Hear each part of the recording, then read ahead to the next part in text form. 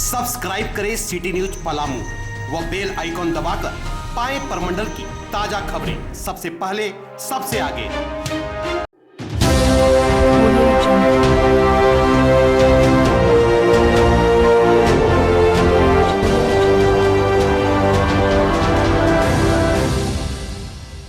कहते हैं पलामू में पुलिस अधीक्षक का पद चुनौती भरा होता है। हालांकि हर जीवन में चुनौती हर क्षेत्र में है, लेकिन पुलिस के लिए एक अलग चुनौती होती है। पलामू में उग्रवाद, गुंडागिरोह व शहर सहित क्राइम पर कंट्रोल करने के लिए अंतर्राज्यीय यहाँ पर से बॉर्डर भी गुजरता है। तो ऐसे में पलामू पुलिस के अधीक्षक के लिए कौन कौन सी चुनौती होगी, हम बात कर रहे हैं नवनियुक्त पुलिस अधीक्षक चंदन सिन्हा जी से। सबसे पहले तो सर आपका स्वागत है। क्या सर ये मानते हैं कि चुनौती क्या होगा सर? सबसे किस नज़र में देखते हैं पलामू को? देखिए, ये ट्रेडिशनली माना जाता है कि पलामू में पुलिस अधीक्षक की पोस्टिंग काफ़ी चुनौतीपूर्ण होती है। कारण ये है कि यहाँ पर हर तरह की समस्या है। आप कुछ क्षेत्र आप देखेंगे वो माओवादियों का प्रभाव है, उसके अलावा जो स्प्लिंटर एक्सट्रीमिस्ट ग्रुप हैं टीपीसी, जेजेएमपी, इनका भी प्रभाव है।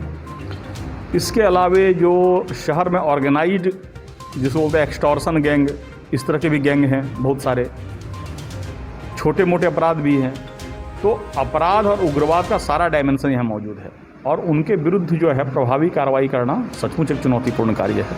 सर यहाँ एक ज़मीनी विवाद भी बहुत बड़ा है, ज़मीन से जुड़ा हुआ चीज़ सबसे ज़्यादा, चूँकि नक्सल का भी जन्म ज़मीनी विवाद के कारण नक्सलवाड़ी में हुआ और उसका खासा असर यहाँ इसलिए रहा क्योंकि यहाँ नक्सल ज़मीनी विवाद ज़्यादा रहा। इसका फ़ायदा नक्सलियों ने उठाया। इसका भी आपने अभी हाल ही में सीओ को आपने स्थानांतरित किया कि सभी थाने को निर्देश दिया है, तो इसमें सर किस तरह की कार्रवाई करेंगे?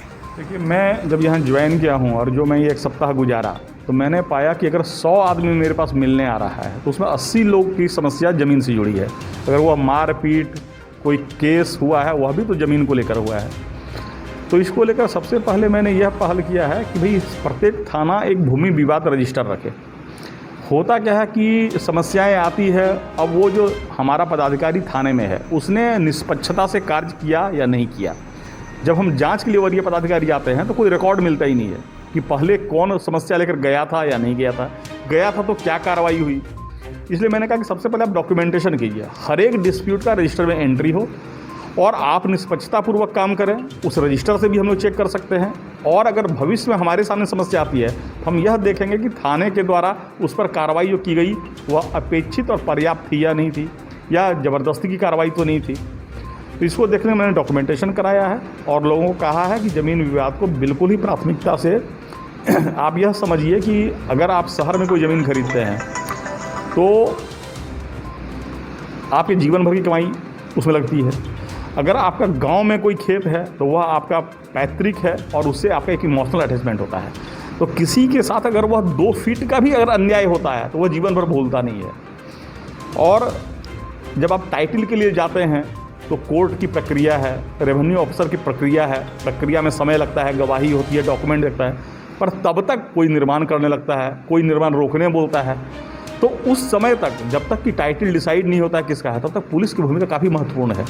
सर एक आपने जब यहाँ पर पहला ज्वाइनिंग किया, जैसे आपने जब यहाँ पर पदभार संभाला सर, तो बाजार क्षेत्र को सभी सुव्यवस्थित ढंग से सजाने का काम किया है। तो एक उम्मीद लोगों में जगाई है क्योंकि ये बाजार क्षेत्र में भी लोग 15 साल 20 साल से उस झेल रहे थे, ये यातायात व्यवस्था से झेल रहे थे, लेकिन आपने जिस तरह से काम किया तो उसके प्रति एक लोगों का रुझान बढ़ा और लगातार व्यवसायी वर्ग हो या हर वर्ग लोग आपकी सराहना कर रहे हैं। तो क्या ये इस तरह का आपराधिक गिरोह पर भी इस तरह का लोगों का उम्मीद रखें कि सर? निश्चय ही ये हम जो है अपनी सारी ऊर्जा, पलामू पुलिस की सारी ऊर्जा इस बात में लगाएंगे कि जो आपराधिक गिरोह है उस पर नकेल कसें और चौतरफा, एक केवल गिरफ्तारी नहीं, उसके बहुत सारे आयाम होते हैं। बहुत ज़्यादा मैं खुलासा भी इसलिए नहीं करता हूँ ताकि वो अलर्ट ना हो जाए, लेकिन हम अपने वरीय पदाधिकारियों से बैठक कर रहे हैं, समझ रहे हैं कि किस तरह से उनके गैंग का मोडस ऑपरेंडी कैसा है, किस तरह से काम करते हैं, और तब हम लोग बिल्कुल एक योजना बनाकर उस पर बहुत कड़ी कार्रवाई करेंगे। सर अंतिम प्रश्न आपसे कि आप क्या संदेश देना चाहेंगे जो अपराध गिरोह से जुड़े हुए हैं, नक्सल से गिरे हैं या आपराधिक प्रवृत्ति में अभी नया एंट्री हो रहे हैं, तो या जिले वासियों को क्या संदेश देना चाहेंगे? ये 2 बात है। जो अपराध या नक्सलवाद से जुड़े हुए हैं उनसे मेरी अपील है कि वो ऐसी प्रवृत्ति को त्याग कर बिल्कुल सामान्य जीवन जिएं, क्योंकि उसका अंत बड़ा ख़राब होता है। जिसको कहते हैं, एक शब्द है, यही आगाज़ था मेरा, यही अंजाम होना था, मुझे बर्बाद होना था, मुझे नाकाम होना था। तो उनसे ये अपील है कि वो ये काम न करें, क्योंकि इसका अंत बड़ा ख़राब होता है। पहले तो सामाजिक प्रतिष्ठा नहीं रहती है, और अंततः आप किसी भी क्रिमिनल की, किसी भी नक्सल की बहुत लंबी ज़िंदगी नहीं देखेंगे। तो उनको यह समझना चाहिए, उनके घर वालों को समझना चाहिए कि उन्हें मुख्य धारा में ही रखें। दूसरी बात, मेरी अपील आम जन से ये होगी कि वो पुलिस के कार्य में सहयोग करें। पुलिस उनकी मददगार है, और अगर वो सहयोग करेंगे तो पलामू बिल्कुल हर चीज़ से मुक्त होगा। वह केवल जाम मुक्त नहीं होगा, वो अपराध मुक्त भी होगा, उग्रवाद मुक्त भी होगा। हम एक मुक्त पलामू की कल्पना कर पाएंगे। हम चले थे अकेला, कारवां बनता गया।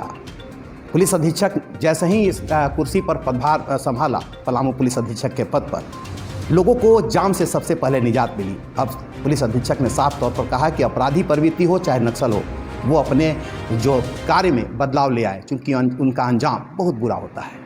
हम उम्मीद करते हैं कि इनका यह कार्य लोगों के लिए प्रेरणा भी बने और लोगों का विश्वास पुलिस पर ज़्यादा बढ़े। कैमरामैन संदीप के साथ विकास सिन्हा, साधना न्यूज़, पलामू।